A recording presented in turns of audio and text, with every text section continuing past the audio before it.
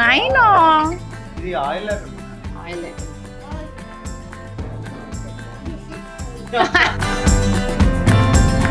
So ఇప్పుడు అయాంష్ సిద్ధు ఇద్దరు కలిసి ఒక బ్యూటిఫుల్ రీల్ చేయబోతున్నారు అనమాట. ఆ రీల్ మేకింగ్ కి మనం ఒక ప్లేస్ కి వెళ్తున్నాము.